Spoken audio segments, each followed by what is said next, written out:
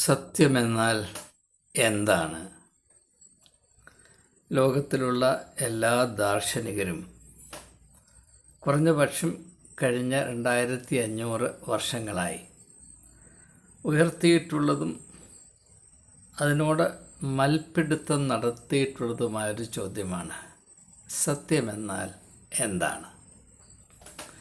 ഈ ചോദ്യം അവിസ്മരണീയമായ വിധത്തിൽ സുവിശേഷത്തിൽ രേഖപ്പെടുത്തിയിരിക്കുന്നത് യോഹന്നാൻ്റെ സുവിശേഷം 18-ാം അധ്യായത്തിൻ്റെ 38-ാം വാക്യത്തിൽ യേശുവിനെ വിചാരണ ചെയ്യുന്ന സാഹചര്യത്തിൽ പൊന്തിയോസ് പീലാത്തോസ് അവനോട് ചോദിക്കുന്നതാണ് സത്യമെന്നാൽ എന്താണ്. ഞാൻ ആ ഭാഗം ഒന്ന് വായിച്ചിട്ട് സുപ്രധാനമായ ഈ ചിന്ത തുടരുന്നതായിരിക്കും. 37-38 വാക്യങ്ങൾ. യോഹന്നാൻ്റെ സുവിശേഷം 18-ാം അധ്യായത്തിൻ്റെ 37-38 വാക്യങ്ങൾ. പീലാത്തോസ് അവനോട്, എന്നാൽ നീ രാജാവ് എന്നല്ലയോ എന്ന് പറഞ്ഞതിന്, നീ രാജാവ് തന്നെയല്ലയോ എന്ന് പറഞ്ഞതിന്, നീ പറഞ്ഞതുപോലെ ഞാൻ രാജാവാകുന്നു. സത്യത്തിന് സാക്ഷി നിൽക്കേണ്ടതിന് ഞാൻ അതിനായി ലോകത്തിൽ വന്നിരിക്കുന്നു. സത്യതൽപരായവർ എല്ലാം എൻ്റെ വാക്ക് കേൾക്കുന്നു എന്നുത്തരം പറഞ്ഞു. പീലാത്തോസ് അവനോട് സത്യമെന്നാൽ എന്ത് എന്ന് പറഞ്ഞത്. ഇംഗ്ലീഷിൽ ഇങ്ങനെയാണ്: Then Pilate said to him, So, you are a king? Jesus answered, You say that I am a king. For this purpose I was born, and for this purpose I have come into the world, to bear witness to the truth. Everyone who is of the truth listens to my voice. Verse 38. Pilate said to him, What is truth? പീലാത്തോസ് അവനോട് സത്യം എന്നാൽ എന്ത് എന്ന് പറഞ്ഞു. ഒരുപക്ഷെ ഞാൻ ജീവിതത്തിൽ ഇന്ന് വരെ ചെയ്തിട്ടുള്ള വീഡിയോകളിൽ എനിക്ക് ചെയ്യുവാൻ ഏറ്റവും വിഷമമായിട്ടുള്ളതും ഇതിനോട് നീതി പുലർത്താമെന്ന ആത്മധൈര്യം ഒട്ടുമില്ലാത്തതുമായ ഒരവസ്ഥയിലാണ് ഞാൻ എൻ്റെ ചിന്തകൾ നിങ്ങളുടെ മുൻപിൽ സവിനയം സമർപ്പിപ്പാൻ ഒരുമ്പെട്ടിരിക്കുന്നു. നിങ്ങൾ ദയവായി ഇതിൽ സഹകരിക്കണം. വളരെ അന്വേഷണ ബുദ്ധിയോടുകൂടെ തന്നെ ഇതിൽ പങ്കെടുക്കണമെന്ന് ആദ്യമേ അപേക്ഷിച്ചോളൂ. സാഹിത്യത്തിൽ ഈ ചോദ്യം പലതവണ ആവർത്തിക്കപ്പെടുന്നുണ്ട്. എൻ്റെ ഒരു ചെറിയ ഉദാഹരണം മാത്രം മനസ്സിൽ വരുന്നത് പറയാം. ആംഗലേയ കവിയായ T.S. എലിയറ്റ്, അദ്ദേഹത്തിൻ്റെ ദീർഘകാവ്യമാണ് ദ വേസ്റ്റ്ലാൻഡ്. അതിനകത്ത് വളരെ കൃത്യമായി ഇത് പരാമർശിക്കുന്നുണ്ട്. What is truth asked jesting Pilate and would not stay for an answer. വളരെ ലാഘവത്തോടെ പൊന്തിയോസ് പീലാത്തോസ് യേശുവിനോട് ചോദിച്ചു സത്യമെന്നാൽ എന്താണ്. പക്ഷേ അതിൻ്റെ ഉത്തരം കേൾപ്പാൻ അവൻ കൂട്ടാക്കിയില്ല, അതിനവന് ക്ഷമയില്ലായിരുന്നു എന്നാണ് കവി അവിടെ പറയുന്നത്.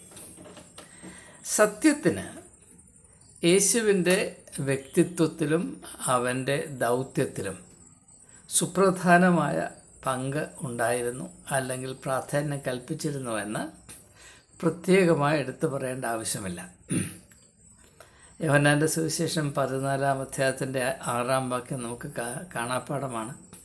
ഞാൻ തന്നെ വഴിയും സത്യവും ജീവനുമാകുന്നു എന്ന് യേശു പറയുകയാണ്. അതുകൊണ്ട് സത്യമെന്നാൽ എന്താണ് എന്നറിയാതെ എങ്ങനെയാണ് ഈ മനുഷ്യനെ യഥാർത്ഥത്തിൽ കൈകാര്യം ചെയ്യാൻ സാധിക്കുന്നത് എന്ന് പൊന്തിയോസ് പീലാത്തോസിന് തോന്നിയത് അതിമഹത്തരമായൊരു തോന്നലാണ്.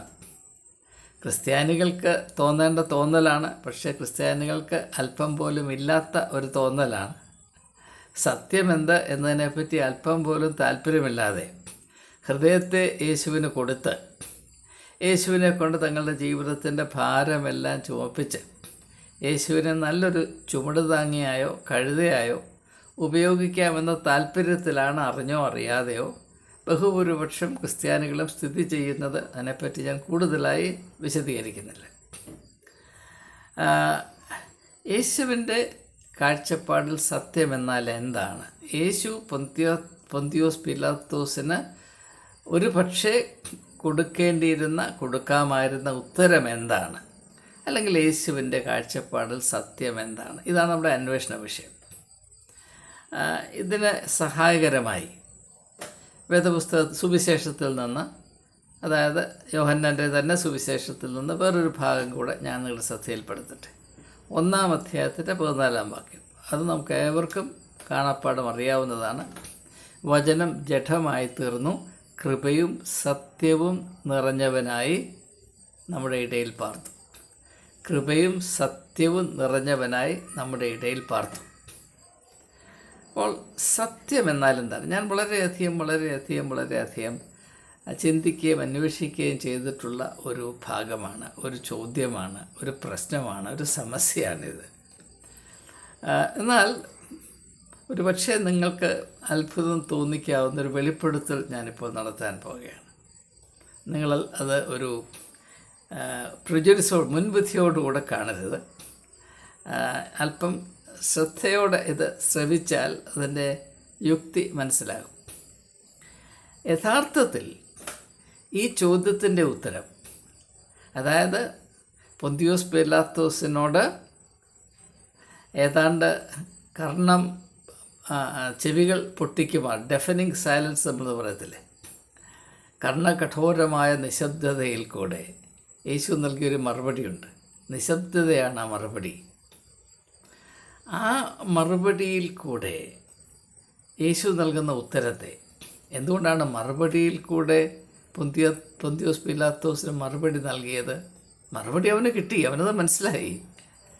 പക്ഷേ അത് നിശബ്ദതയിൽ കൂടെ, സൈലൻസിൽ കൂടെ ആ മറുപടി നൽകുന്നതിൻ്റെ കാര്യം, മനുഷ്യജാതിയുടെ ചരിത്രം അല്ലെങ്കിൽ ഇഹലോക അസ്തിത്വം അവസാനിക്കുന്നത് വരെ സത്യമെന്നാൽ എന്ത് എന്ന് നിരന്തരം ഓരോ കാലഘട്ടത്തിൻ്റെയും, ഓരോ സമൂഹത്തിൻ്റെയും, ഓരോ വ്യക്തിയുടെയും അസ്തിത്വത്തിൻ്റെ സൂക്ഷ്മതയ്ക്കനുസരിച്ച്, എക്സിസ്റ്റൻഷ്യൽ സ്പെസിഫിസിറ്റി, ഈ ചോദ്യം ആവർത്തിക്കപ്പെടുകയും അതിൻ്റെ ഉത്തരം അന്വേഷിച്ച് കണ്ടെത്തുകയും ചെയ്യേണ്ടതാണ്.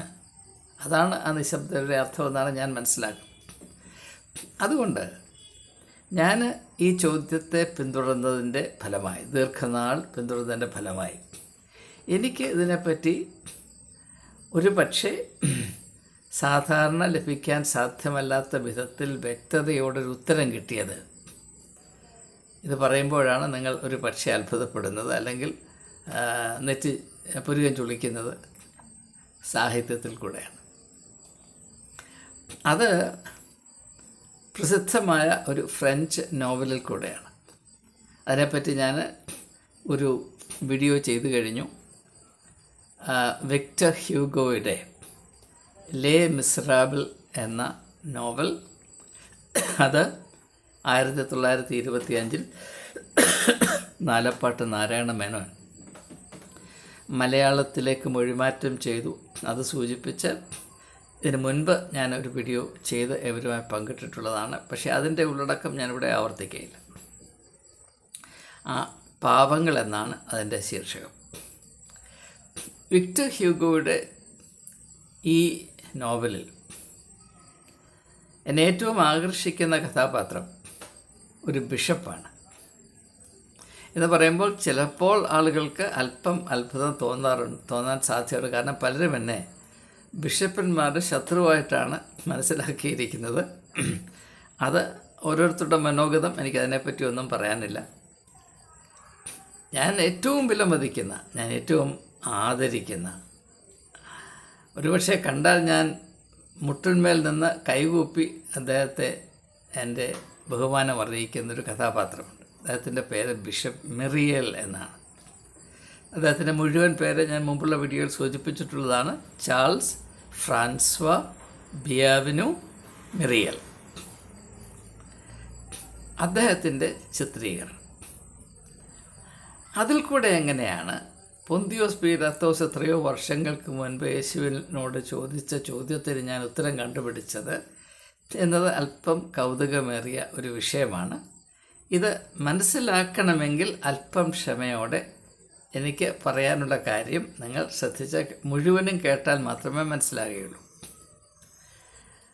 ഈ ബിഷപ്പിനെ വിക്ടർ ഹ്യൂഗോ അവതരിപ്പിച്ചത് എങ്ങനെയാണ് എന്ന് മനസ്സിലാക്കുക. അത് മനസ്സിലാക്കുന്നതിന് മുമ്പ് തന്നെ ഈ ബിഷപ്പ്, അതായത് ബിഷപ്പ് മെറിയൽ, അദ്ദേഹത്തെ വേണേൽ ബിഷപ്പ് ബിയാവിനോ എന്ന് നിങ്ങൾക്ക് വേണേൽ വിളിക്കാം. കാരണം ബിയാവിനെന്ന് പറഞ്ഞാൽ വെൽക്കം എന്നാണ്. ആരെയും എപ്പോഴും നിരുപാധികം തന്നിലേക്ക് സ്വാഗതം ചെയ്യുകയും സ്വീകരിക്കുകയും ചെയ്യുന്ന ഒരു വലിയ മനസ്സിൻ്റെ ഉടമയാണ് ഈ ബിഷപ്പ്. യേശുവിൻ്റെ മാതൃകയെ പ്രാവർത്തികമായി തൻ്റെ അജപാല ശുശ്രൂഷയിൽ അർത്ഥവത്താക്കാൻ ജീവിതം സമർപ്പിച്ച ഒരു പുരോഹിത ശ്രേഷ്ഠൻ്റെ ആവിഷ്കാരമാണ് വിക്ടർ ഹ്യൂഗോ ഇവിടെ നടത്തുന്നത്. അതുകൊണ്ട് ഇത് വളരെ ശ്രദ്ധേയമാണ്. ഞാൻ ആത്മാർത്ഥമായി എൻ്റെ ഹൃദയത്തിൻ്റെ പൂർണ്ണതയിൽ ആഗ്രഹിക്കുന്നത് കേരളത്തിലെ ബിഷപ്പന്മാരെങ്കിലും വിക്ടർ ഹ്യൂഗോയുടെ ഈ നോവൽ ഒരിക്കൽ ഒന്ന് വായിക്കണം. വായിച്ചാൽ അവർക്ക് മാനസാന്തരം ഉണ്ടാകുമെന്നല്ല ഞാൻ പറയുന്നത്, അവർക്ക് വലിയ വലിയ ആത്മീയമായ ഒരു എൻലൈറ്റൻമെൻറ്റ് ഉണ്ടാകും. അവർ അത്ഭുതപ്പെട്ടു പോകും. അത്രമാത്രം മഹനീയമായ ഒരു ചിത്രീകരണമാണ്. ലോക സാഹിത്യത്തിൽ ഞാൻ ഇതുപോലെ വേറൊരു ചിത്രീകരണവും കണ്ടിട്ടില്ല എന്ന സത്യമായി ഞാൻ നിങ്ങളോട് പറയുന്നു. നമുക്കത് ഒന്ന് മനസ്സിലാക്കാൻ ശ്രമിക്കാം. ജോൺ വോൾജോൺ എന്ന് പറയുന്ന സമൂഹം കള്ളൻ എന്ന മുദ്രയടിച്ച് സമൂഹത്തിൽ ഒരിക്കലും അവന് കാലുകുത്താൻ ഇടമില്ലാത്ത വിധത്തിൽ അവനെ അധപ്പതിപ്പിച്ച് കഴിഞ്ഞൊരു വ്യക്തി മറ്റെങ്ങും ഇടമില്ലാത്തത് കൊണ്ട് അഭയം തേടി ഈ ബിഷപ്പിൻ്റെ ഭവനത്തിലൊരു രാത്രി കടന്നു വരികയാണ്. ബിഷപ്പ് അവനെ സ്വീകരിക്കുന്നു. അകത്തേക്ക് കടന്നു വരുവാൻ കാരണം അത് നമ്മുടെ അന്വേഷണത്തിന് വളരെ പ്രസക്തമാണ്. ബിഷപ്പിൻ്റെ പ്രത്യേകത എന്ന് പറഞ്ഞാൽ അദ്ദേഹത്തിന് നിർബന്ധം തൻ്റെ ഭവനത്തിൻ്റെ വാതിൽ ഒരിക്കലും അടയ്ക്കരുത്. രാത്രിയും പകലും ഒന്നുപോലെ തുറന്നു കിടക്കണം. ആർക്കും ഏത് സമയത്തും കടന്നു വരാനുള്ള ഒരിടമായി ഒരു ബിഷപ്പിൻ്റെ ഭവനമായി തീരണം. അതിൽ തന്നെ ഒരു വിപ്ലവമാണ്. എന്ന് മാത്രവുമല്ല, ഇദ്ദേഹം ബിഷപ്പായി ഈ ഡി എന്ന് പറയുന്ന സ്ഥലത്ത്, മലയാളത്തിൽ ഡിയിലെ മെത്രാൻ എന്നാണ് പറയുന്നത്. ഡി എന്ന് പറയുന്ന പ്രോവിൻസാണ്. അവിടുത്തെ മെത്രാനായി അദ്ദേഹം നിയോഗിക്കപ്പെടുന്നു. അത് ആർക്കും വേണ്ടാത്ത ഒരു ഡയോസിസാണ്. പാവപ്പെട്ട ആളുകൾ, വളരെ ചുരുക്കം ആളുകൾ, അവരും പാവപ്പെട്ടവരിൽ പാവപ്പെട്ടവരാണ്. അങ്ങനെയുള്ള ഒരു ഡയോസിസിൽ പോകാൻ രാഷ്ട്രീയ സ്വാധീനമുള്ള ഒരു ബിഷപ്പും തയ്യാറാകുകയില്ല എന്ന് ഈ നോവലിൻ്റെ വേറൊരു ഭാഗത്ത് വിക്ടർ ഹ്യൂഗോ വളരെ വിശദമായി പ്രസ്താവിക്കുന്നുണ്ട്. സാധാരണ ബിഷപ്പന്മാരെങ്ങനെയാണ്, അവർ ഒരു 99% രാഷ്ട്രീയക്കാരാണ്, അവർ രാജാക്കന്മാരായിട്ടാണ് ജീവിക്കുന്നത് എന്ന് അദ്ദേഹം പറയുന്നത്. ജനായത്ത കാലഘട്ടത്തിൽ രാജാവ് അസ്തമിച്ച ശേഷം സാധാരണക്കാരനായ ഒരു വ്യക്തിക്ക് രാജാവാകാൻ ഏകമാർഗം ബിഷപ്പാകുക എന്നുള്ളതാണെന്ന് അദ്ദേഹം പറയുന്നുണ്ട്. അത് ഞാൻ ആ ഭാഗത്തിലേക്ക് കൂടുതൽ പോകുന്നില്ല, അതല്ല നമ്മുടെ വിഷയം എന്നതുകൊണ്ട് തന്നെ. ഇപ്പോൾ ബിഷപ്പ് മെറിയൽ ഈ ഡി എന്ന് പറയുന്ന പ്രോവിൻസിൽ അല്ലെങ്കിൽ ഡയോസിസിൻ്റെ ചാർജ് എടുക്കുമ്പോൾ അദ്ദേഹത്തിന് സാധാരണ ബിഷപ്പുമാർക്ക് കൊടുക്കുന്ന വലിയൊരു മാളികയാണ് കൊടുക്കുന്നത്. ഏതാണ്ട് 60 പേർക്ക് താമസിക്കാൻ തക്ക ഇടമുള്ള, എല്ലാ സുഖ സൗകര്യങ്ങളുമുള്ള. അങ്ങനെ അദ്ദേഹം അവിടെ താമസം ആരംഭിക്കുമ്പോൾ ഏറെ താമസിയാതെ അടുത്തുള്ള ഒരു ആശുപത്രി സന്ദർശിക്കും. അദ്ദേഹത്തിൻ്റെ ശ്രദ്ധയിൽപ്പെടും. അവിടെ നോക്കുമ്പോൾ 37 രോഗികൾ കഷ്ടിച്ച് 20 പേർക്ക് മാത്രം വസിക്കുവാൻ വിസ്താരമുള്ള ഒരു കെട്ടിടത്തിലാണ് അവരെ പരിചരിക്കുന്നത്. അദ്ദേഹം ആ നിമിഷത്തിലൊരു തീരുമാനമെടുക്കുകയാണ്. താൻ ആശുപത്രിയിലേക്ക് മാറും, ആശുപത്രി ബിഷപ്പിൻ്റെ കൊട്ടാരത്തിലേക്ക് മാറ്റും. അപ്പം ഇങ്ങനെയാണ് എന്നത് സൂചിപ്പിക്കുന്നത്. ഈ ബിഷപ്പിനെ മനസ്സിലാക്കാൻ ഇങ്ങനെയുള്ള കാര്യങ്ങൾ അനിവാര്യമാണ്. അത് വിക്ടർ ഹ്യൂഗോയോട് വിശദമായി അവതരിപ്പിക്കുന്നുണ്ട്. അതിൻ്റെ പൂർണ്ണതയിൽ അവതരിപ്പിക്കാൻ സമയം അനുവദിക്കാത്തതുകൊണ്ട് ഞാൻ അതിനെ ശ്രമിക്കുന്നില്ല. അപ്പോൾ അതിൻ്റെ ഭാഗമായിട്ട് ഈ കൊച്ചു വീട്ടിലേക്ക് അദ്ദേഹം താമസം മാറ്റിയ ശേഷം ഒരിക്കലും ആ വീടിൻ്റെ കതകോ വെളിയിലുള്ള ഗേറ്റോ അടയ്ക്കരുത് എന്ന അദ്ദേഹത്തിൻ്റെ കൽപ്പന. അദ്ദേഹത്തിൻ്റെ കൂടെ താമസിക്കുന്ന അദ്ദേഹത്തിൻ്റെ സഹോദരിയായ ബാപ്റ്റിസ്റ്റും വേലക്കാരിയായ ഒരു സ്ത്രീയുമാണ്. എൻ്റെ പേര് ഞാനിപ്പോൾ ഓർക്കുന്നില്ല. ഒരു പക്ഷേ ഓർമ്മ വരും. അപ്പോൾ അതുകൊണ്ടാണ് രാത്രിയിൽ മറ്റാരും സ്വീകരിക്കാത്ത ജോൺ വാൽജോൺ ബിഷപ്പിൻ്റെ വീട്ടിൽ കയറി വരുവാനിടയായത്. ബിഷപ്പ് അദ്ദേഹത്തെ സ്വീകരിക്കുന്നു, അദ്ദേഹത്തിന് വിരുന്നൊരുക്കുന്നു. ബിഷപ്പ് ഉറങ്ങുന്ന അടുത്ത മുറിയിൽ, ആകെപ്പാടെ 3 മുറികളെ അവിടെയുള്ളൂ. അപ്പോൾ ആ മുറിയിൽ നിന്ന് ഭക്ഷണം കഴിക്കുന്ന മുറിയിലേക്ക് വരണമെങ്കിൽ ബിഷപ്പിൻ്റെ ബെഡ്റൂമിൽ കൂടെ വേണം കയറി വരാൻ. അതൊക്കെ ഈ കഥയ്ക്ക് പ്രാധാന്യം ഉള്ളതാണ്. അതുകൊണ്ടാണ് ഞാൻ ഇങ്ങനെ പ്രഹസമായി സൂചിപ്പിക്കുന്നത്. അപ്പോൾ അങ്ങനെ വർഷങ്ങളായി ഒരു കട്ടിലിൽ കിടന്ന് 19 വർഷമായൊരു കട്ടിലിൽ കിടന്ന് ഉറങ്ങുവാൻ ഭാഗ്യം ലഭിക്കാതിരുന്ന ഈ കുറ്റവാളിയായ ജയിൽവാസം കഴിഞ്ഞ് സമൂഹത്തിലേക്ക് വന്നാലും സ്വീകരിക്കാത്ത, എല്ലാവരുടെയും വെറുപ്പിന് മാത്രം അർഹതയുള്ള മനുഷ്യൻ ജീവിതത്തിൽ ആദ്യമായിട്ടൊരു രാത്രി ഒരു കട്ടിൽ കിടന്നുറങ്ങുകയാണ്. അതുകൊണ്ട് തന്നെ അല്പം ഉറങ്ങിയിട്ട് ഉണരുന്നു. കാരണം അങ്ങനെ ഉറങ്ങി പരിചയമില്ലാത്തത് കൊണ്ട്. നല്ലൊരു കട്ടിൽ കിടന്ന് പരിചയമില്ലെങ്കിൽ നല്ലൊരു കട്ടിൽ കിട്ടുമ്പോൾ അതിൽ കിടന്നുറങ്ങാനും പ്രയാസമാണ്. ഏതായാലും അദ്ദേഹം ഉണരുമ്പോൾ അദ്ദേഹത്തിൻ്റെ കോട്ടം തട്ടിയ സ്വഭാവം, സമൂഹത്തിൻ്റെ ക്രൂരത കൊണ്ട് ആ മനുഷ്യൻ്റെ മനുഷ്യത്വത്തിന് സംഭവിച്ച ഭീകരമായ തകർച്ച സമൂഹം അവനെ കള്ളനാക്കിയതാണ്. ആ സ്വഭാവം അവനിൽ ഉണർന്ന് പ്രവർത്തിക്കുന്നത് കൊണ്ട് ഞാൻ ഹ്രസ്വമായി പറയുകയാണ്, അവൻ ബിഷപ്പിൻ്റെ വെള്ളി പാത്രങ്ങൾ മോഷ്ടിക്കുന്നു. അവൻ അവിടെ നിന്ന് രാത്രി പോകുന്ന വഴി പോലീസുകാർ അവനെ പിടിക്കുന്നു. അവനെ ബിഷപ്പിൻ്റെ മുമ്പിൽ ഹാജരാക്കുന്നു. അപ്പോൾ ഒറ്റ നോട്ടത്തിൽ അത് മനസ്സിലാക്കി ബിഷപ്പ് പറഞ്ഞു, നീ ഇവിടെ ഉണ്ടായിരുന്ന 2 കാര്യങ്ങൾ കൂടെ ഞാൻ നിനക്ക് തന്നത് നീ മറന്നുപോയോ? അതായത് വെള്ളി കൊണ്ട് തന്നെ ഉണ്ടാക്കിയ 2 കാൻഡിൽ സ്റ്റിക്കും കൂടി ഇവിടെ ഉണ്ടായിരുന്നു. അത് ഞാൻ നിനക്ക് തന്നത് നീ കൊണ്ടുപോകാൻ മറന്നുപോയോ? അപ്പോൾ ഇവനെ കൊണ്ടുവന്ന് പോലീസുകാർക്കാകെ ചിന്താക്കുഴപ്പമാണ്. അപ്പോൾ ചോദിച്ചത് ആരാണ്?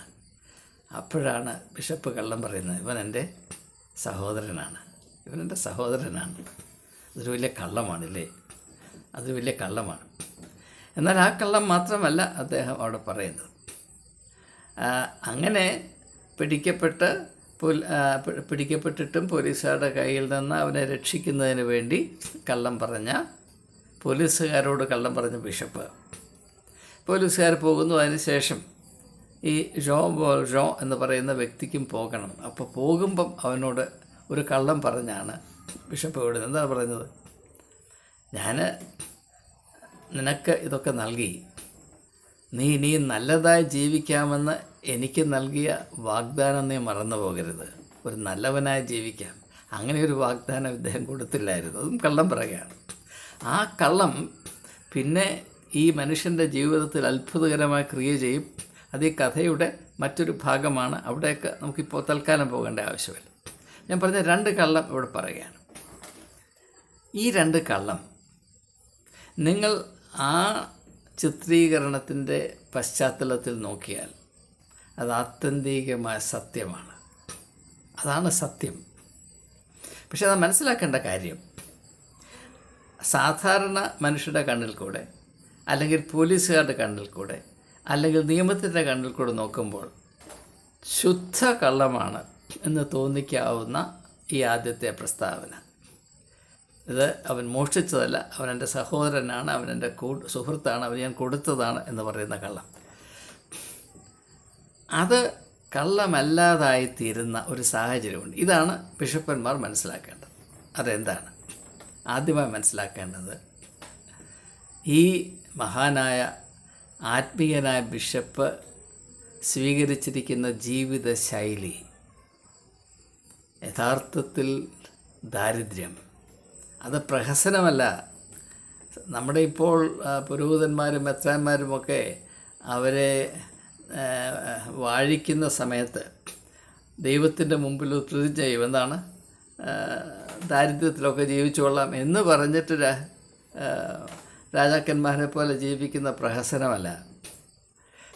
ഈ മെത്രാന് അവൻ്റെ അന്നത്തെ വാർഷിക സാലറി 15,000 ഫ്രാങ്കാണ്. അത് വലിയ തുകയാണ്, 15,000 ഫ്രാങ്ക്.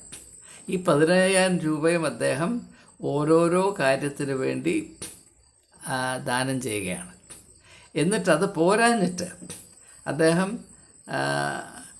യാത്ര അലവൻസ്, ട്രാവലിംഗ് അലവൻസ് ചോദിക്കുക. അപ്പോൾ 3,000 ഫ്രാങ്ക് കൂടെ കിട്ടും. അതും വേറെയുള്ള ആവശ്യത്തിന് കൊടുക്കുകയാണ്. സ്വന്തം ആവശ്യത്തിന് വേണ്ടി ഒരു വർഷം അദ്ദേഹം ഉപയോഗിച്ചത് 1000 ഫ്രാങ്ക് മാത്രമാണ്. അദ്ദേഹത്തിൻ്റെ സഹോദരിയായ ബാപ്റ്റിസ്റ്റിന് 500 ഫ്രാങ്ക് ആനുവൽ വരുമാനം ഉണ്ടായിരുന്നു. അപ്പോൾ രണ്ടുപേരുടെ കൂടെ വരുമാനം കൂട്ടി 1500 ഫ്രാങ്കിലാണ് ഈ 3 വ്യക്തികൾ അവിടെ ജീവിച്ചത്. അവരുടെ ആഹാരം എന്തായിരുന്നു, ജീവിത രീതി എന്തായിരുന്നു, ബിഷപ്പിൻ്റെ വസ്ത്രധാരണം എന്തായിരുന്നു എന്നൊക്കെ വളരെ കൃത്യമായിട്ട് ഹ്യൂഗോട് വിവരിക്കുന്ന വിശദാംശങ്ങൾ മുഴുവൻ പറയാൻ സമയമില്ലല്ലോ. ഇത് വായിച്ച് മനസ്സിലാക്കുകയാണ്, പ്രത്യേകിച്ച് മെത്രാൻ.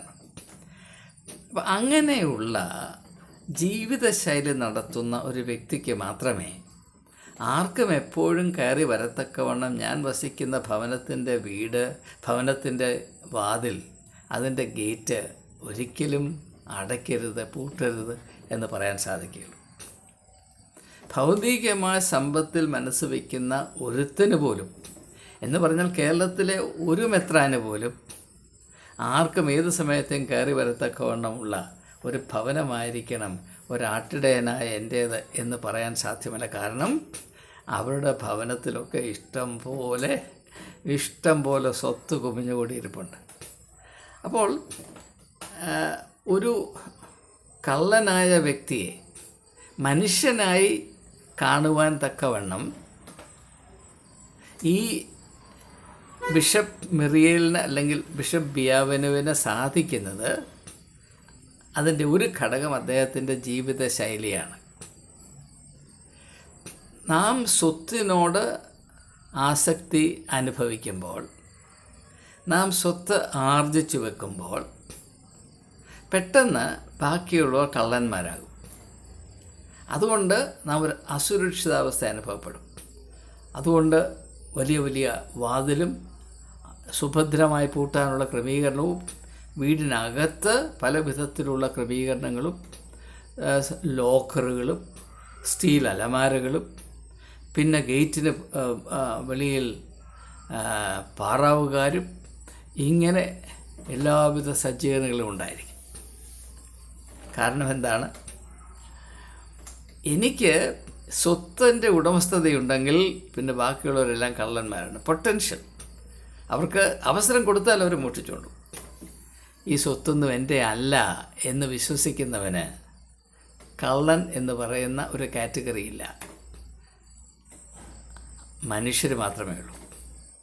മറ്റുള്ളവരെ കള്ളന്മാരാക്കുന്നത് അവരുടെ വൈകല്യം കൊണ്ട് മാത്രമല്ല, നല്ലവരായ ആളുകളുടെ, സമൂഹത്തിൽ മാന്യത അടച്ചു നടക്കുന്ന ആളുകളുടെ മനോഭാവം കൂടെയാണ്. അവർ ഒരു വിധത്തിൽ ന്യായീകരിക്കാത്ത വിധത്തിൽ മറ്റുള്ളവരുടെ സ്വത്തായിരിക്കേണ്ട കാര്യങ്ങൾ ഏതെങ്കിലും വിധത്തിൽ സ്വായത്തമാക്കുന്നതിൻ്റെ പുറത്ത് കയറി ഇരിക്കുന്നത് കൊണ്ടാണ് മറ്റുള്ളവർ കള്ളന്മാരാണ് എന്ന് മുദ്രയടിക്കപ്പെടുന്ന എന്നൊരു സൂചന ഇവിടെയുണ്ട്. ആരാണ് കള്ളൻ? എന്തുകൊണ്ടാണ് ചില ആളുകൾ കള്ളന്മാരായത് എന്ന വിപ്ലവാത്മകമായ ചോദ്യം വിക്ടർ ഹ്യൂഗോ ഇവിടെ ഉയർത്തുന്നുണ്ട്. ആ ചോദ്യത്തിൻ്റെ മറുപടിയാണ് ബിഷപ്പ് ബിയാവനു അല്ലെങ്കിൽ ബിഷപ്പ് മിറിയേൽ. മനുഷ്യനെ കള്ളനാക്കുന്ന സ്വഭാവം ഈ സമ്പദ് വ്യവസ്ഥയിൽ തന്നെയുണ്ട്.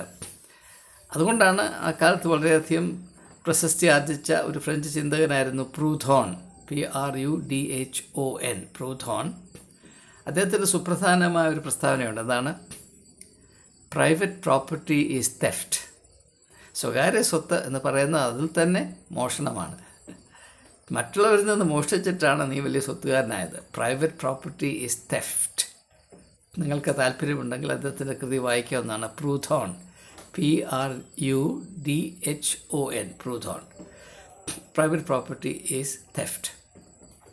അപ്പോൾ ഈ ബിഷപ്പിനറിയാം, തനിക്ക് സ്വത്തില്ല എങ്കിൽ ലോകത്തിൽ കള്ളന്മാരില്ല. അതുകൊണ്ട് കള്ളന്മാരിൽ നിന്ന് എന്നെ സംരക്ഷിക്കേണ്ട ആവശ്യമേ ഇല്ല. പിന്നെ എന്തിനാണ് ഈ കതക് പൂട്ടുന്നത്, ഈ ഗേറ്റ് പൂട്ടുന്നത്? ഇതാണ് അദ്ദേഹത്തിൻ്റെ നിലപാട്. ആ നിലപാടിൽ കൂടെ മാത്രമേ ഈ ബിഷപ്പ് പോലീസുകാരോട് പറയുകയാണ് അവനെൻ്റെ സുഹൃത്താണ്, അവനെൻ്റെ സഹോദരനാണ് എന്ന് പറയുമ്പോൾ അത് കള്ളമല്ല, അത് സത്യമാണ് എന്ന് ആയിത്തീരുന്നു. അപ്പം ഞാൻ പറയാൻ വന്നത്, സത്യമെന്നാൽ എന്താണ് നമുക്ക് മനസ്സിലാകണമെങ്കിൽ വാക്കുകളിൽ സത്യമില്ല. വാക്കുകൾക്ക് സത്യമോ അസത്യമോ പ്രദാനം ചെയ്യുന്നത് ഒരു വ്യക്തിയുടെ ആത്മീയമായ വ്യക്തിത്വവും അതിൽ നിന്നുദ്ഭവിക്കുന്ന ജീവിത ശൈലിയുമാണ്. ഇത് വളരെ സുപ്രധാനമായൊരു കാഴ്ചപ്പാടാണ്. ഇന്ന് ക്രിസ്ത്യാനിക്ക് മനസ്സിലാകാത്തൊരു കാര്യമാണ്. വാക്കുകളിലല്ല സത്യം, വ്യക്തിത്വത്തിലാണ് സത്യം. അതുകൊണ്ടാണ് യേശു പറഞ്ഞത്, ഞാൻ തന്നെ വഴിയും സത്യവും. ഞാൻ പറയുന്നത് സത്യമാണെന്നല്ല യേശു പറഞ്ഞത്, ഞാനാണ് സത്യമെന്നാണ് യേശു പറഞ്ഞത്. അത് ഏറ്റവും മനോഹരമായി സാഹിത്യത്തിൽ ആവിഷ്കരിച്ചിരിക്കുന്നത് പാവങ്ങൾ എന്ന ശീർഷകത്തിൽ മലയാളത്തിലും, ലേ മിസറാബിൾ എന്ന ശീർഷകത്തിൽ ഫ്രഞ്ചിലും പ്രസിദ്ധീകരിക്കപ്പെട്ട വിക്ടർ ഹ്യൂഗോയുടെ നോവലാണ്. അതുകൊണ്ടാണ് ഞാൻ ആ നോവലിനെ അത്രമാത്രം സ്നേഹിക്കുന്നത്, ബഹുമാനിക്കുന്നത്, ആരാധിക്കുന്നത്. അപ്പോൾ ഇത് സത്യമേതാണ്, അസത്യമേതാണ്, കള്ളനാരാണ്, മാന്യനാരാണ് എന്ന ഒരു ചോദ്യത്തിൻ്റെ ഉത്തരം അവിടെയുണ്ട് എന്ന് മാത്രവുമല്ല. ഇനി രണ്ടാമത്തെ കള്ളത്തിലേക്ക് വരാം.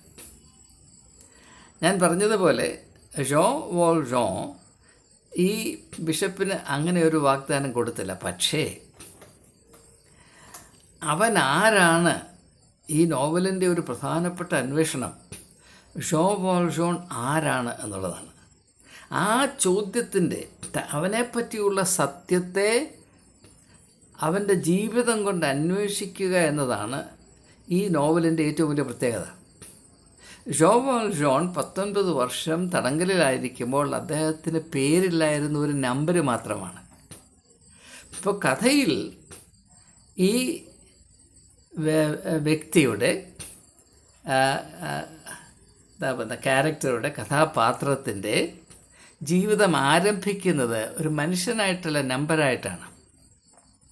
ആ നമ്പറിൽ നിന്ന് വെറും ഒരു നമ്പറായി മാത്രം ആരംഭിച്ച് ഒരു വലിയ മനുഷ്യനായി ഒരു വ്യക്തി വളരുന്നതിൻ്റെ കഥയാണ് ലേ മിസറാബിൾ അല്ലെങ്കിൽ പാവങ്ങൾ. ഏറ്റവും താണതരത്തിലുള്ള പാവമാരാണ്? മനുഷ്യൻ പോലുമല്ല, നീ ഒരു വെറും നമ്പരാണ്. ഇപ്പോൾ നമുക്ക് സെൻസസ് ഒക്കെ വരാൻ പോവുകയാണല്ലോ. അധികാരികളെ കണ്ടിൽ നോക്കുമ്പോൾ നാം ഓരോരുത്തരും നമ്പർ മാത്രമാണ്. നമുക്ക് പേരില്ല, നമ്പറിന് വേദനയില്ല, വിശപ്പില്ല, അഭിമാനക്ഷതമില്ല, അർഹതയുമില്ല, അവകാശവുമില്ല, ഒന്നുമില്ല. നമ്പറാണ്, എല്ലാം നമ്പറാണ്. ആ ഒരവസ്ഥയിൽ നിന്ന്, ഒരുപക്ഷെ ശൂന്യതയിൽ നിന്ന് മനുഷ്യത്വത്തിൻ്റെ ഉന്നതമായ ശ്രേണികളിലേക്ക് മനുഷ്യൻ എപ്രകാരം കടന്നു ചെല്ലാൻ സാധിക്കും? അതിനവൻ എടുക്കേണ്ട കുരിശെന്താണ്, അവൻ സഹിക്കേണ്ട യാതന എന്താണ്, അവൻ അഭിമുഖീകരിക്കുന്ന പ്രശ്നങ്ങൾ എന്താണ്, ഇവയുടെ സമഗ്രമായ ഒരു പഠനമാണ് ഈ പാവങ്ങൾ എന്ന പുസ്തകം അല്ലെങ്കിൽ ലേ മിസറാബിൾ എന്ന നോവൽ. അതുകൊണ്ടാണ് അത് ലോകത്തിലെ 6 മഹത്തായ നോവലുകളിൽ ഒന്നായിരിക്കുമെന്ന് പ്രസിദ്ധ അമേരിക്കൻ നോവലിസ്റ്റായിരുന്ന അപ്റ്റൺ സിൻക്ലെയർ, അദ്ദേഹത്തിൻ്റെ കൃതികൾ നിങ്ങൾക്ക് വളരെ അനായാസമായി നെറ്റിൽ നിന്ന് അദ്ദേഹം ജീവിതത്തെപ്പറ്റി തന്നെ വളരെ വളരെ മനോഹരമായ ഒരു പുസ്തകം, വാട്ട് ഈസ് ലൈഫ് എന്ന വിഷയത്തെപ്പറ്റി തന്നെ ഒരു പുസ്തകം എഴുതിയിട്ടുണ്ട്. പോട്ടെ, സിൻക്ലെയർ അല്ലല്ലോ നമ്മുടെ വിഷയം. അപ്പോൾ അങ്ങനെ പോകുന്ന ഈ വ്യക്തി, അവൻ്റെ ആരംഭം എവിടെയാണ്? സമൂഹം അവനെ കള്ളനാക്കിയതാണ്. ആ കള്ളൻ്റെ പേരില്ല, കള്ളന് നമ്പരേ ഉള്ളൂ. അവിടെ നിന്ന് അവൻ മനുഷ്യനായിത്തീരണം. ആ സാഹചര്യത്തിൽ എപ്പോഴും അവനെ പിന്തുടരുന്ന ഒരു വലിയ ഭൂതമുണ്ട്, ഒരു ഡീമനുണ്ട്. അതെന്താണ്? വികൃതമായി പോയത് എൻ്റെ തന്നെ സ്വഭാവം. ആ വികൃതി കൊണ്ടാണ് അവനെ ഏറ്റവും സ്നേഹത്തോടെയും ആത്മീയമായും സ്വീകരിച്ച ബിഷപ്പിൻ്റെ മുതൽ മോഷ്ടിച്ചുകൊണ്ട് പോകുന്നത്. അതിനുശേഷം അങ്ങനെ പോകുമ്പോൾ ഒരു ആൺകുട്ടിയെ കണ്ട് അവൻ്റെ 40 പിച്ചക്കാശും അവൻ മോഷ്ടിക്കുന്നുണ്ട്. അത് അവന് സംഭവിച്ചു പോയ വൈകല്യത്തിൻ്റെ അവിടെ നിന്ന് വേണം അവന് കരകയറുവാൻ. ആ ഒരു വലിയ വലിയ സംരംഭത്തിൽ, the greatest struggle of all, അതിനെയാണ് യുദ്ധം എന്ന വിധത്തിൽ പൗലോസ് അപ്പോസ്തലൻ എഫേസ്യർക്ക് എഴുതിയ ലേഖനത്തിൽ പറയുന്നത്. നോക്കുവിൻ, നാം ജഡരക്തങ്ങളോടല്ല യുദ്ധം ചെയ്യുന്നത്. അത് സർവായുധ വർഗവും ധരിച്ച് നാം നടത്തേണ്ട ആത്മീയ യുദ്ധത്തിൻ്റെ സ്വഭാവം എന്താണെന്നൊക്കെ ഇവിടെ മനസ്സിലാകും. നമ്മുടെ ഉള്ളിൽ സംഭവിച്ചിരിക്കുന്ന ഈ അതിദാരുണമായ വൈകല്യം, ഡിസ്റ്റോർഷൻ, ഡിഫോർമേഷൻ, ഡയബോളിക് ഡിഫോർമേഷൻ, അതിനോട് നാം നടത്തേണ്ട യുദ്ധമുണ്ട്. ആ യുദ്ധത്തിൽ അവന് കൈത്താങ്ങലായി നിൽക്കുന്നത്, അവൻ പറഞ്ഞിട്ടില്ല എങ്കിലും പറഞ്ഞുവെന്ന് കളവായി ഈ ബിഷപ്പ് ആ ജോൺ അദ്ദേഹത്തെ വിട്ടുപോകുമ്പോൾ പറയുന്ന വാക്യമാണ്, നീ നല്ലവനായി ജീവിക്കും എന്നെനിക്ക് നൽകിയ ആ വാഗ്ദത്തമില്ലേ, അത് നീ മറന്നു പോകരുത്. ആ ഒറ്റ വാക്യമാണ് ജോനെ ഒരു മനുഷ്യനാക്കി രൂപാന്തരപ്പെടുത്തുന്നത്. അതിമനോഹരമായ അതാണ് സത്യം. സത്യം എന്നാൽ എന്താണെന്നതിൻ്റെ ഉത്തരം അതിന് യേശു മറുപടി പറയാതിരുന്നത്, അതിൻ്റെ ഉത്തരം നമ്മളിൽ ഓരോരുത്തരിൽ നിന്നും നമ്മളായിരിക്കുന്ന സാഹചര്യങ്ങളിലേക്ക് പ്രവഹിക്കേണ്ടതാണ്. വിക്ടർ ഹ്യൂഗോയിൽ കൂടെ 1862 അത് സംഭവിച്ചു. അതിന്നും പരാമർശിക്കപ്പെട്ടുകൊണ്ടിരിക്കുന്നു. ഈളവനെ പോലെയുള്ള, അകാലപ്രജ പോലെയുള്ള വ്യക്തികൾ അതിപ്പോഴും സംസാരിച്ചു കൊണ്ടിരിക്കുന്നു. ഓരോ വ്യക്തിയുടെയും ജീവിതത്തിൽ നിന്ന് പൊന്തി വരേണ്ട ഉത്തരമാണ് സത്യമെന്നാൽ എന്ത്.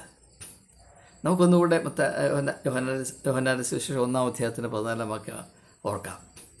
വചനം ജഡമായി തീർന്നു, കൃപയും സത്യവും നിറഞ്ഞവനായി നമ്മുടെ ഇടയിൽ പാർത്തു.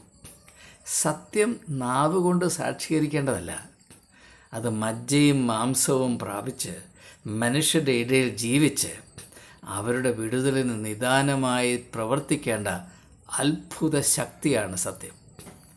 അത് മനസ്സിലാക്കിയ വ്യക്തിയാണ് വിക്ടർ ഹ്യൂഗോ. അതിൻ്റെ ആവിഷ്കാരമാണ് ഈ നോവൽ. അതുകൊണ്ട് ദയവായി നിങ്ങളിൽ സമയമുള്ളവർ ഒന്നുകിൽ ഇംഗ്ലീഷ് പരിഭാഷ, ഏതാണ്ട് 8 ഇംഗ്ലീഷ് ട്രാൻസ്ലേഷൻസ് ഈ നോവലിന് ഇതിനോടകം ഉണ്ടായിട്ടുണ്ട്. മലയാളത്തിൽ എൻ്റെ അറിവിൽ ഒരു ട്രാൻസ്ലേഷനേ ഉള്ളൂ. അത് നാലപ്പാട്ട് നാരായണ മേനോൻ്റേതാണ്. അത് അത്ഭുതമെന്ന് ചോദിച്ചാൽ നാലപ്പാട്ട് നാരായണ മേനോൻ 9-ാം ക്ലാസ് വരെ പഠിച്ചിരുന്നുള്ളൂ. അദ്ദേഹത്തിന് ഇംഗ്ലീഷ് വലിയ വശമൊന്നുമില്ലായിരുന്നു. നിങ്ങൾ ഈ നോവൽ വായിക്കുമ്പോൾ നിങ്ങൾ അത്ഭുതപ്പെട്ടു പോകും, എങ്ങനെയാണ് ഈ നോവൽ തർജ്ജമ ചെയ്യാൻ ഒരാൾ ധൈര്യം കാണിക്കുന്നത്. ഞാൻ 2 നോവലുകൾ മലയാളത്തിൽ നിന്ന് ഇംഗ്ലീഷിലേക്ക് തർജ്ജമ ചെയ്തിട്ടുള്ള വ്യക്തിയാണ്. അപ്പോൾ തർജ്ജമയുടെ വെല്ലുവിളികൾ എന്താണെന്ന് അല്പം എനിക്കറിയാം. നാരായണ മേനോൻ ഈ നോവൽ തർജ്ജമ ചെയ്യാനായി അദ്ദേഹത്തിന് ഇംഗ്ലീഷ് വലിയ വശമില്ലാതിരുന്നിട്ടും ധൈര്യം കാണിച്ചു എന്ന് പറയുന്നത് സാഹിത്യ ചരിത്രത്തിലെ ഏറ്റവും വലിയ സാഹസികതയായിട്ടാണ് ഞാനതിനെ മനസ്സിലാക്കുന്നത്. അത് കാരണം അത് അദ്ദേഹത്തെ അത്രമാത്രം സ്വാധീനിച്ചിരുന്നു എന്നുള്ളതാണ്. ഈ ഒരു കൃതി എങ്ങനെയോ ശ്രദ്ധയിൽപ്പെട്ട് അത് വായിക്കാനിടയായ ഒരു എഴുത്തുകാരി അടുത്ത കാലത്ത് മരിച്ചത് മാധ്യമത്തിൽ കൂടെ നമ്മൾ ശ്രദ്ധയിൽപ്പെട്ട് കാണും. അവരുടെ പേര് ദേവകി നിലയംകോട് എന്നാണ്. ദേവകി നിലയംകോട് അന്തർജനം. അവർ പറഞ്ഞ ഒരു കാര്യം, ഈ നോവൽ വായിച്ച ശേഷം പിന്നെ അവർ ആരാധിക്കുമ്പോൾ വിഷ്ണുവിനും ശിവനും വിളക്ക് കൊളുത്തുമ്പോൾ ആ കൂട്ടത്തിൽ ഞാനൊരു വിളക്ക് ബിഷപ്പ് ചാൾസ് ഫ്രാൻസ്വാ ബിയാവിനും മെറിയലിനും കൊളുത്തുമായിരുന്നു എന്നാണ്. മനോഹരമാണ്. ഞാൻ ആരാധിക്കുന്ന ശിവനും വിഷ്ണുവിനും ഞാൻ വിളക്ക് കൊളുത്തുമ്പോൾ അതിൻ്റെ കൂടെ ബിഷപ്പിനും ഡിയിലെ മെത്രാനും ഞാനൊരു വിളക്ക് കൊളുത്തുമായിരുന്നു എന്ന് പറഞ്ഞ ഒരു എഴുത്തുകാരി 95-ാമത്തെ വയസ്സിൽ ഇപ്പോൾ ഈ അടുത്ത കാലത്ത് മരിച്ചുപോയി. അത് കേരളത്തിൻ്റെ മനസ്സിൻ്റെ നന്മയാണ്. പണ്ട് മിൽമയെപ്പറ്റി പരസ്യം ഇങ്ങനെയാണ് പോയിക്കൊണ്ടിരുന്നത്: കേരളം കണി കണ്ടുണരുന്ന നന്മ മിൽമ, കേരളം കണി കണ്ടുണരുന്ന നന്മ മിൽമ. എനിക്കതല്ല പറയാനുള്ളത്. കേരളം കണി കണ്ടുണരേണ്ട നന്മ ഇങ്ങനെയുള്ള മനുഷ്യഹൃദയങ്ങളാണ്. ശിവനും വിഷ്ണുവിനും വേണ്ടി തിരി കത്തിക്കുമ്പോൾ ഒരു തിരി ഡിയിലെ മെത്രാനും കൂടെ കത്തിക്കുന്ന ദേവകിയെ പോലെയുള്ള പ്രകാശം നിറഞ്ഞ ഹൃദയത്തിൻ്റെ ഉടമകൾ. അതാണ് കേരളത്തിൻ്റെ അഭിമാനം, അതാണ് കേരളത്തിൻ്റെ സമ്പത്ത്, അതാണ് കേരളത്തിൻ്റെ മനോഹാരിത. ആ കേരളത്തിൽ ഒരു ജന്മം കൂടെ തരുമോ എന്നാണ് വയലാർ ചോദിക്കുന്നത്. ഈ മനോഹര തീരത്തു തരുമോ ഇനിയൊരു ജന്മം കൂടി, എനിക്കിനിയൊരു ജന്മം കൂടി. നമസ്കാരം.